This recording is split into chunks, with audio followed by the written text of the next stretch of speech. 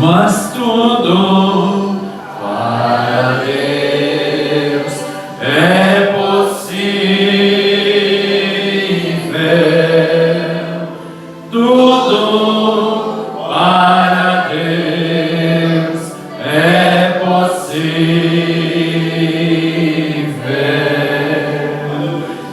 Credo somente que Deus está presente e tudo para Deus é possível.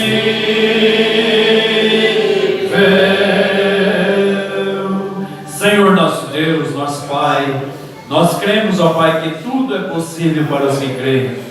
Teus filhos já têm unido, Senhor, a fé em torno desses pedidos de oração, das vidas, ó Pai, que estão em necessidade.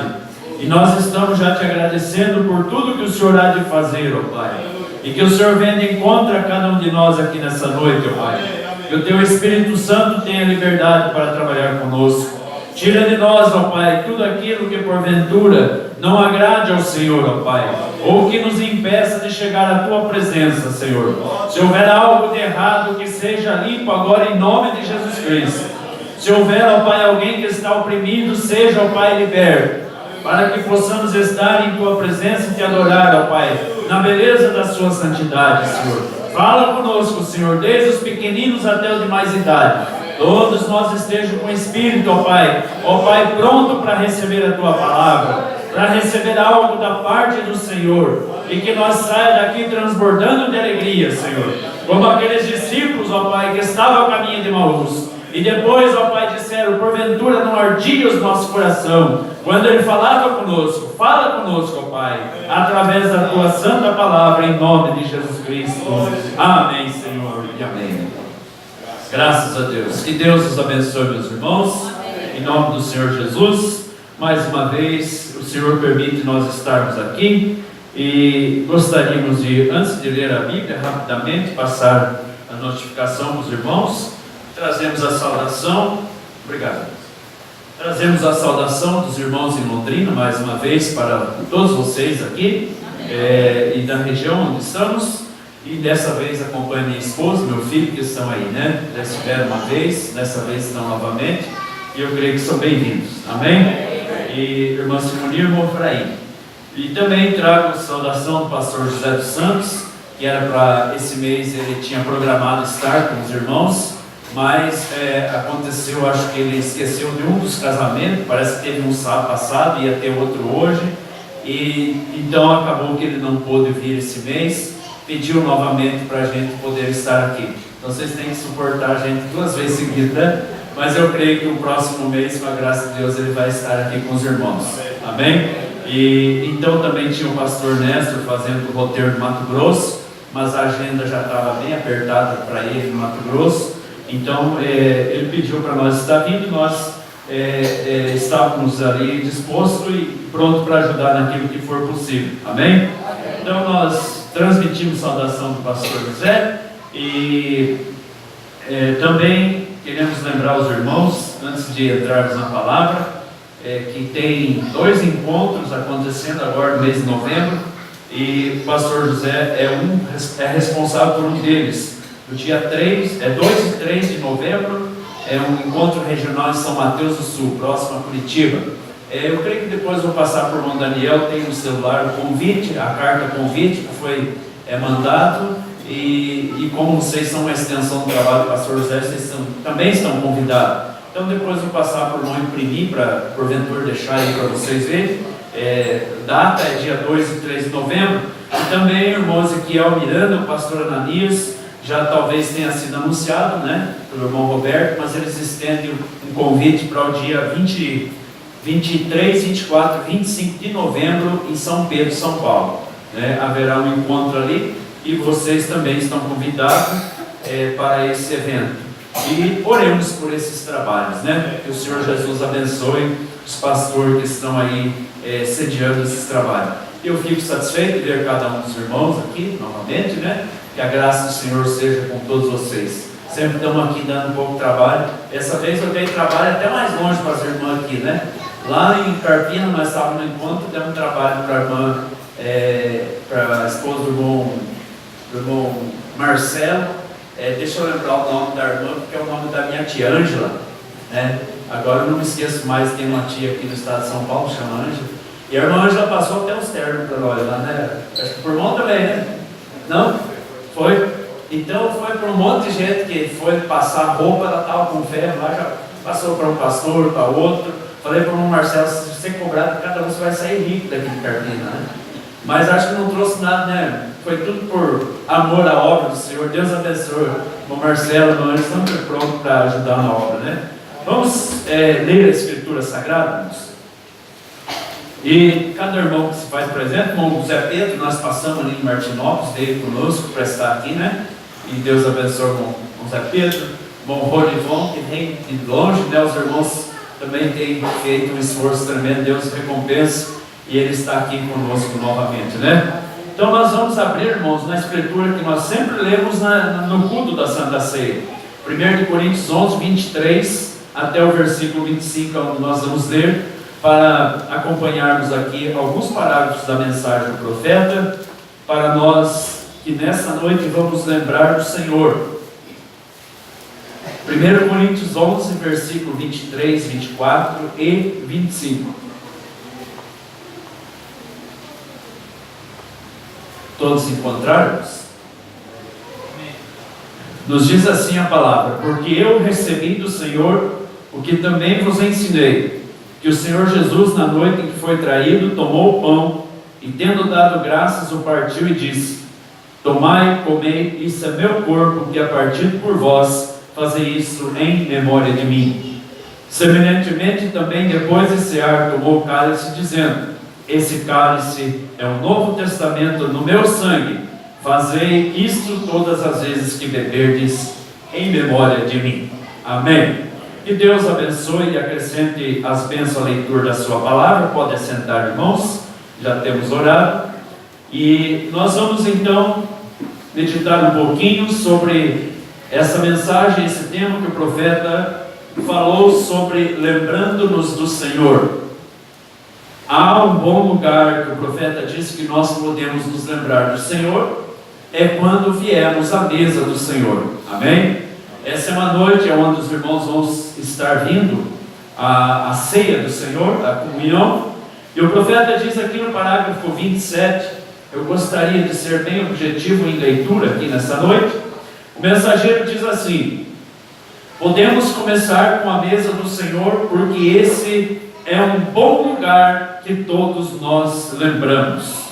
Lembrando do Senhor a mesa dele, o que na realidade esse texto se refere a isso.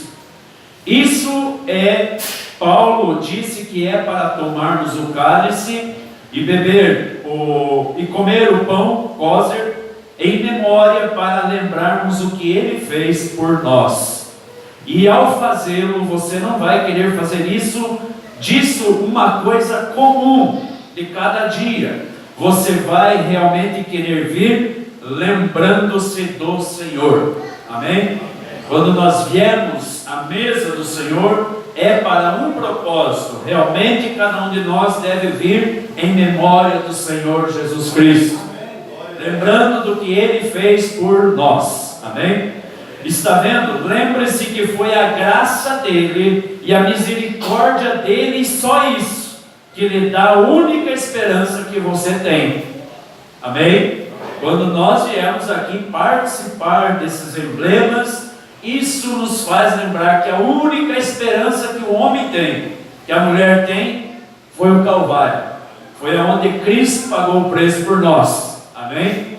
Lá Ele consumou a obra. Então o profeta diz: não importa o que você chegasse a fazer, não há nada em lugar nenhum que você pudesse de algum modo se aproximar do que Cristo fez por você.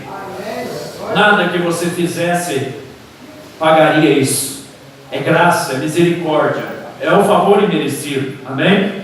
Então, lembrando-nos do que Ele fez por nós, porque quando Ele fez isso por nós, Ele nos deu, diz o profeta, uma tremenda esperança. Porque Ele morreu, Ele se deu em sacrifício, mas Ele ressuscitou para que nós vivêssemos com Ele. Amém? Então me chamou a atenção esse testemunho que o profeta dá do início do ministério. E então ele fala um pouco sobre a ressurreição, mas antes ele relata que um irmão tinha partido do Senhor, e ele diz: eu tive uma notícia triste essa semana, contudo gloriosa, eu poderia assim chamá-la, porque fiz o enterro de um irmão que certa feita sentava-se aqui conosco. Muitos de vocês sabem dessa ocasião. Foi o nosso irmão Rogers, Buster Rogers, assim como chamávamos Everett, e o irmão Bankswood, irmão Sotman, foram juntos ao culto fúnebre.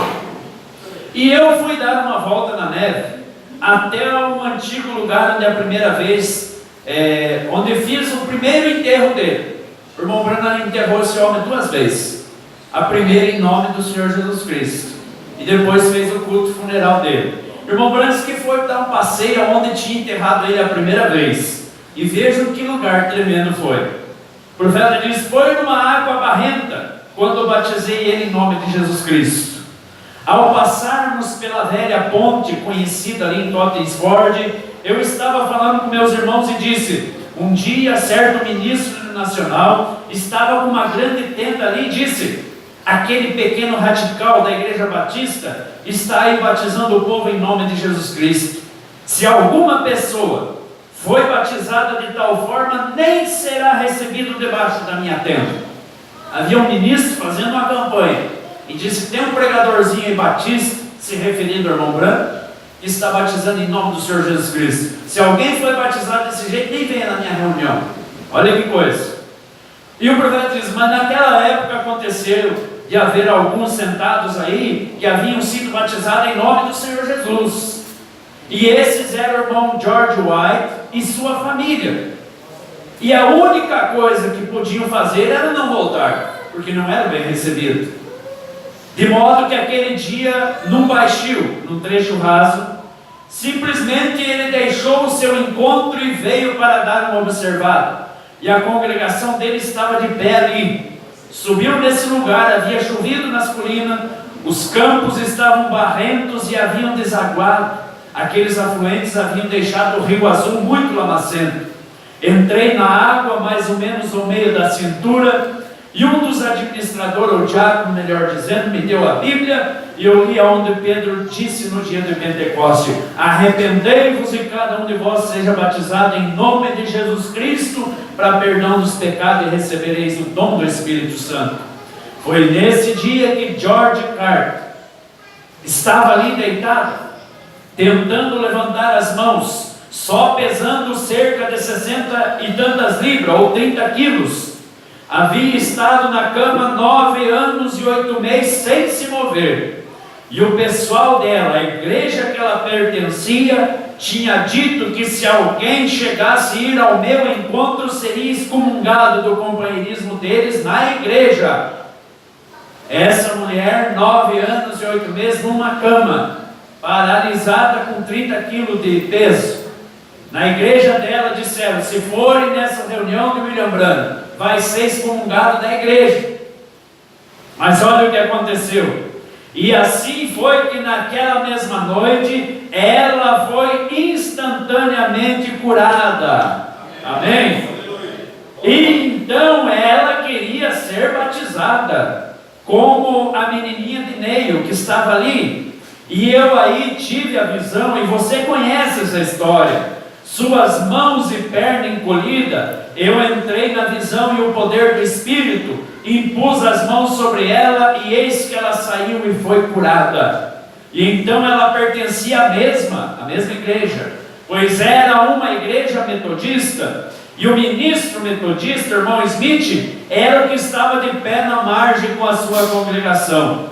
E eu comecei a batizar, na Bíblia, o batismo cristão. E mais ou menos nessa altura eu havia batizado 5 ou 6 pessoas. De repente a fila se desmanchou ali na colina, e aquele bando de metodistas veio descendo direto, com roupas boas para ser batizado em nome do Senhor Jesus. E uma por uma, senhoras com belos vestidos de seda de verão, andando naquela lama, enxugando as lágrimas do rosto, lavando seus batons e vindo para fazer confissão e serem batizados. Glória a Deus. Veja o tremendo mover do Espírito Santo no início do ministério do profeta, sendo ridicularizado, mas o Espírito Santo, você sabe que esse ministério, a coluna de fogo acompanhou. Essa voz veio vindicada pela coluna de fogo. Então, quando Deus deu aquela visão, aquela mulher se levantou e foi para ser batizada. O profeta diz que aquele bando de metodista veio também. E então o mensageiro diz: e junto daquele bando veio um homem forte, de ombros largos, corte de cabelo estilo do exército, um rosto largo, de aparência muito robusta. Se aproximou ali com um terno bonito, azul de sarja, e disse: eu também tomei minha decisão. E esse era o irmão Buster Rogers, sem ninguém lhe dizer nada, esse irmão que ele tinha falecido. E ali enterrei ele no nome do Senhor Jesus Cristo, baseado na sua confissão. E na semana passada coloquei ele debaixo do gramado de Miltal e falei sobre um sermão, a perfeição da ressurreição. Tenho sido missionário, já vi diversos deuses e filósofos, e isso que qualquer um deles é fora do cristianismo é somente filosofia, como eles creem nisso, naquilo mais. Mas o grande Criador, o qual fez a criação, tem de haver um Criador se há uma criação, e se houver uma criação, ela foi feita por um Criador, e o trabalho de qualquer homem o reflete. Se ele é um bom carpinteiro, ele trabalha bem, ele constrói. E se é um bom mecânico, ele trabalha bem. O trabalho que você faz reflete você. Amém? O profeta diz: o trabalho que você faz é um reflexo de quem é você. A gente trabalha, talvez você já trabalhar em muitos lugares, tem funcionário imprestável, o camarada faz tudo errado. Isso aí é só reflete o caráter que está nele. Mas o profeta diz: o Criador criou tudo perfeito, reflete a Ele. Ou seja, então tudo que Ele fez reflete a Ele. E o profeta diz: a criação de Deus reflete a Deus. Amém? E Deus fez tudo com um propósito. E tudo que serve ao propósito de Deus, quando morre, tem uma ressurreição. Amém? Diga-me uma coisa. Eu menciono muitas coisas como flores e árvores. E como o sol nasce pela manhã, um nenê nasce, é fraco, seus raios são. Por volta das 10 horas ele já é um adolescente, ao meio-dia brilha em sua força na beleza da feminilidade ou masculinidade. Por volta das 2 horas da tarde está ficando como eu. Então por volta das 5 horas da tarde vai ficando como um avô e está se pondo. E finalmente os raios esfriam na terra e morrem. Esse é o fim dele. Ele serviu o propósito de Deus. Fez crescer a vida botânica. E ao cruzar a terra, as plantas que estavam mortas no ano anterior, ele fez crescer. Esse é o fim daquele que serve o propósito de Deus. Nasce outra vez na manhã seguinte com uma nova vida. Toda árvore faz o mesmo, tudo mais. Tudo, a lua, as estrelas, o sistema solar, tudo promete. E se um homem serve o propósito de Deus, há uma ressurreição, com tanta certeza como qualquer coisa. A única coisa que você tem que fazer é: Deus só está esperando o tempo, justamente como ele está agora. As grandes folhas que não faz muito tempo cair da árvore, caídas, melhor dizendo, onde o vermelho, o verde, o azul, o marrom, as diversas cores de lado a lado, num grande busto da terra, onde a natureza de Deus se encontrava morta por debaixo dela, Deus simplesmente plantou seu buquê. Mas ele sabe que quando planta o buquê, tem uma ressurreição na primavera. E o mundo só tem de dar uma volta em sua órbita até voltar certinho como o sol de novo e se levantará em flores funerárias. Nunca diga: este é o fim. não mais do que as folhas marrom da árvore dizer que é o fim.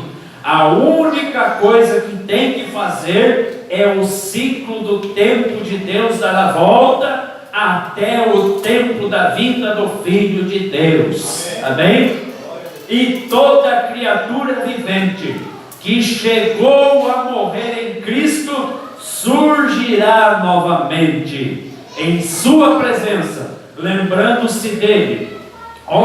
Quando eu chegar ao fim da minha estrada, quero morrer na presença dele, lembrando-me dele, de que ele é a ressurreição e a vida. Amém? Há uma promessa de ressurreição para todos aqueles que vivem em Cristo, que vieram aqui e cumpriram com o seu propósito, como o profeta disse. Então, quando chegamos à mesa do Senhor, a mesa do Senhor, como já expliquei aqui antes, não é que cremos que chamamos de comunhão, é tomar o pão.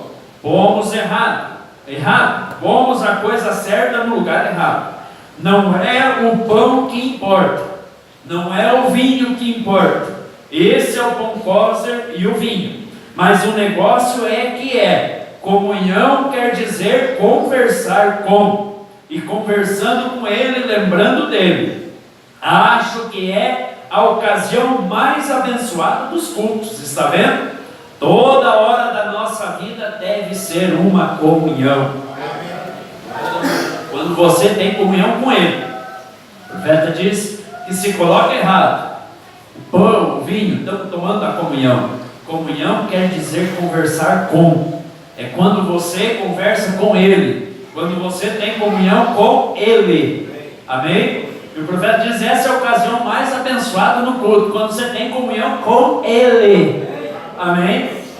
Muitos vêm à ceia do Senhor sem realmente entender isso, achando que ali vai ter comunhão. Não, você tem comunhão quando está em comunhão com ele, falando com ele. Uma comunhão com o Senhor é como um oásis no deserto, é como uma nascente debaixo da lagoa, que a pessoa que viaja passando para e bebe a água até matar a sede. Isso é lembrar do Senhor. Amém? Passar pela ordem da sua mesa, aonde o peregrino que passa, que está peregrinando aqui na terra, conosco, juntos, podemos passar pela mesa dele, e aí beber das suas bênçãos, da sua graça e da sua palavra, em companheirismo em torno da palavra dele, até que as nossas almas sedentas serem satisfeitas. E então nós deixamos o local de adoração revigorados, satisfeitos, saindo para nos encontrar com os problemas do deserto novamente, os problemas do deserto da vida. Amém? O profeta diz, nós viemos aqui, temos um tempo de regozijo, de revigoramento, porque vir à mesa do Senhor traz um revigor, o profeta diz. Mas quando nós sair daqui, temos uma certeza, vamos voltar para o deserto. É como estar num oásis no deserto, um lugar onde você se refresca, onde tem água, mas depois você tem que continuar a jornada. Para você chegar no seu destino, tem que continuar. E quando você sai, você encontrará problemas, você encontrará dificuldades, mas você tem sido refrescado na presença do Senhor. Amém? Lembro que quando Abraão, antes de cear com Melquisedeque, ele teve vida fácil? Ele veio de uma maneira qualquer? Não, ele veio de uma batalha. Ele teve que guerrear, ele teve que lutar para chegar a encontrar com Melquisedeque e ter comunhão com ele. E todo cristão que vem a Cristo sempre tem uma batalha, sempre tem uma luta para chegarmos a ter da comunhão com ele. Deveria ser assim com cada adorador. É assim com cada verdadeiro adorador que eles anelam se reunir. Quantos anelam sempre vir à casa do Senhor? O profeta diz, ter companheirismo é parte do cristão. Quando você vê um cristão que diz, eu não estou com muita vontade de ir ao culto, tem alguma coisinha de errado ali. O irmão Branco diz assim, deveria ser assim com cada adorador. Cada adorador anela se reunir, tem alguma coisa quanto ao companheirismo que é divino. Amém?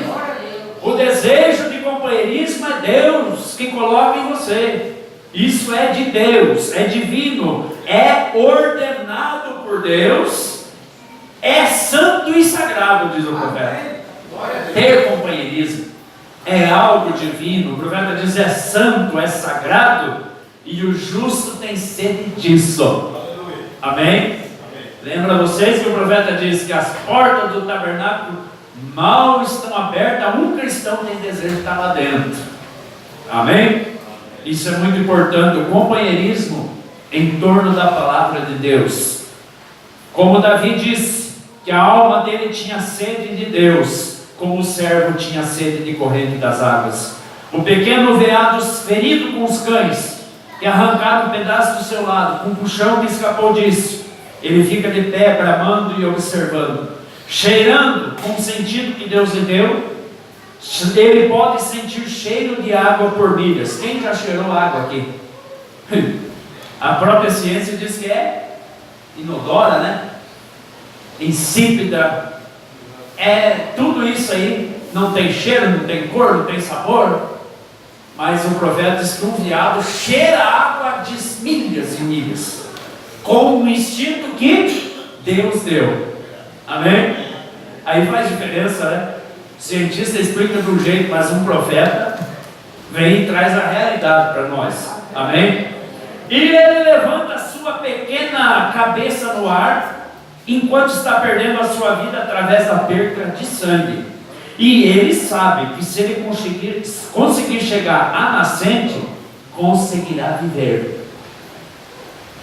Nada vai pegá-lo então. Se ele chegar até a água, ele enganará todo o cão que se puser atrás dele, pois ele sabe que encontrou o recurso que dá vida. E quando a igreja chega nesse ponto, que Cristo significa tanto para nós, que temos sede de estar na presença dele, e com cada um, isso é um recurso que dá vida. Nenhum diabo poderá alcançar você, diz o profeta. Quando você está em companheirismo e está em torno da palavra, o profeta diz: isso é um recurso que te dá vida. Nenhum diabo poderá alcançar você. Até a própria morte é derrotada aí. Amém? Oh, que esperança, que lugar, nos revigorando e fazendo, lembrando-nos que Cristo foi aquele que tornou isso possível para nós. Toda a vida vem dele. Pois lembre-se, certa feita nós era estrangeiro, sem Deus, gentios, levados por ídolos mudos, mas Cristo morreu, não pelo judeu, mas por toda a criatura da raça caída de Adão. Cristo morreu por todos. E quando viemos nos lembrar na sua nascente de comunhão, isso deveria nos lembrar do tempo quando Israel fazia a sua jornada e vinham tentando cumprir o dever a caminho do Egito para a libertação deles, uma terra que foi prometida, e no próprio cumprimento do dever ficaram sem água. Mas tinha um especialista em água junto com eles. Tinha um homem que era especialista em água. Chegava onde a água estava amarga, a água ficava doce. Chegava onde tinha água para atravessar, ele abria o mar. Não tem um químico hoje que mexe com água que sabia tanto de água quanto Moisés. Água amarga ficava doce. Não tinha água, batia na rocha, vinha água. Então a água, o profeta diz, é uma fonte, um recurso que dá vida. Como foi para aquele servo, para aquele veado ferido. Por isso Jesus Cristo mesmo disse que ele é água. Amém? Junto ao poço ele disse para a mulher: essa água aí você vai beber, vai voltar a ter sede, mas a água que eu te der, nunca mais você terá sede. Que coisa tremenda. Quando vimos então eles no caminho de ver, ficaram sem água. Estava seco todo o local que se olhava. Debaixo de todo monte onde deveria haver nascentes, não havia nada.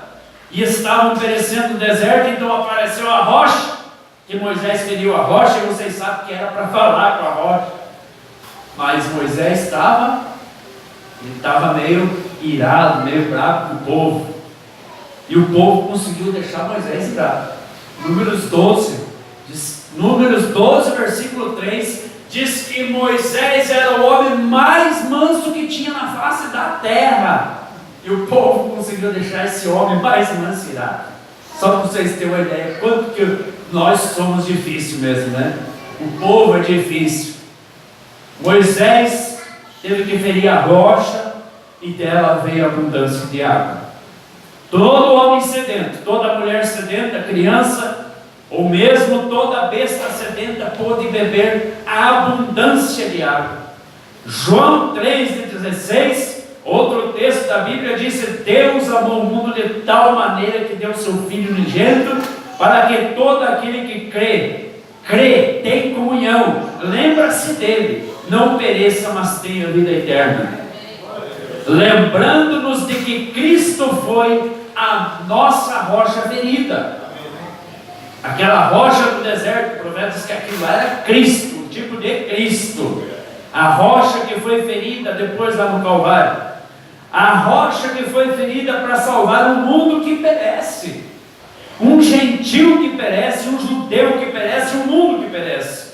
Cristo entregou sua vida em abundância para todos que têm fome e sede, disse o profeta: vinde à fonte e comprai de mim leite e mel, sem dinheiro e sem preço. Isaías 55.